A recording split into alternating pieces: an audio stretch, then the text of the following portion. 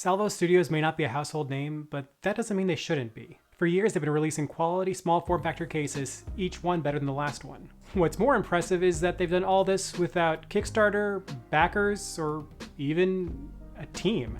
Salvo Studios is owned and operated by one individual.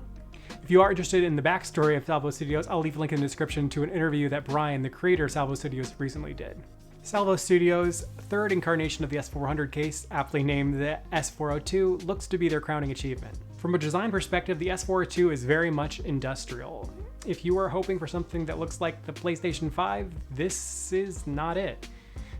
Coming in at just under 9.5 liters, the case is a steel rectangular box with vent holes, but if that's what you are into, then yeah, it's beautiful. Overall, it takes a very minimalistic design. 2 front USBs, a circular power button, and a whole lot of powder-coated metal. It has a very masculine and retro-future design, like a blacksmith was inspired by 2001: A Space Odyssey to make a computer case.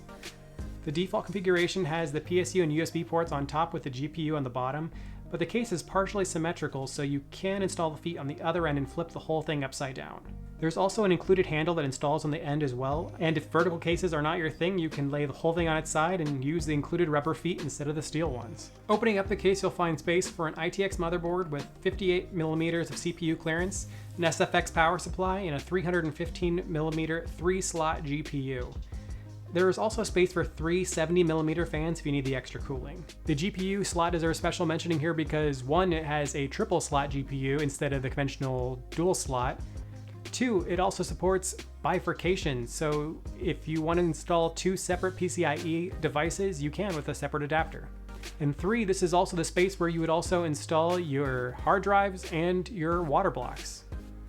This does mean that you can't have a 3-slot GPU and also hard drives and also a water block installed at the same time, but if you're smart with your build, you can at least get 2 of those.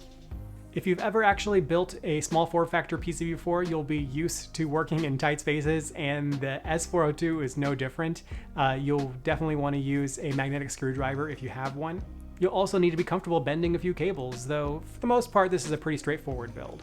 Temps are kept to a reasonable level even without me installing the included fans, though 58mm CPU coolers will still get pretty toasty, so you'll want to go the AIO route if you plan on overclocking. So it looks good, it builds well, it has good compatibility, and it has different display options, so what's not to like? It might sound nitpicky, but there are a few issues with the case. While the case is made well and doesn't feel cheap, it does have a few telltale signs of being a solo project. Some of the parts are not flush with the case, like the main panel, which could probably have used a few more screws. And there's also some inconsistencies in the gap height near the USB ports, causing one side to be larger than the other. The metal casing is well designed to avoid sharp edges, which happens a lot in cheaper cases, but there were a few places where there were bits of metal left over from the stamping process that I had to remove with a screwdriver in order to mount the feet. And the metal feet are just that, metal feet. This means if you have a nice desk, you'll probably want to use the included mat to avoid scratching your desk or potentially not even use the feet altogether. The PSU's internal extension cable is not a right angle connector, though it is shown to be one in the manual, so you will need to bend the cable to get it to fit. The exterior power cable does come out of the top of the case, which is a little bit unusual, but you can flip the case upside down if you really prefer it on the bottom. There is a reset button on the back of the case in addition to the power button in the front, but you should know if you are new to building cases that none of those wires are actually labeled, so you might need to look up which wires go where.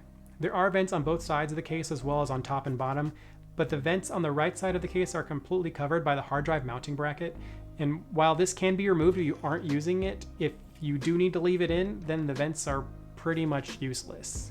There is an available vent filter if you want to add one in, but it kind of kills the design aesthetic and currently is only available for the main panel.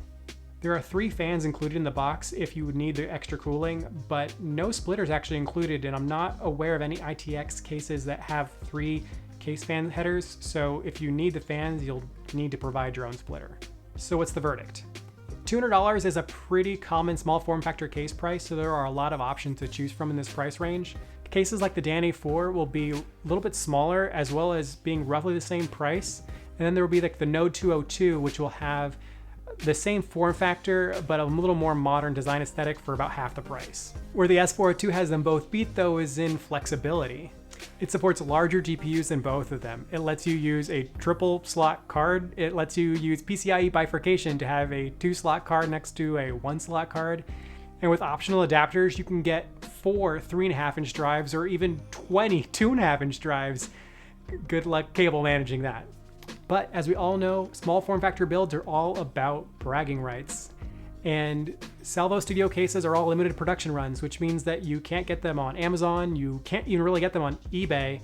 So if you want your case to be a little bit different, then this is a good option for you.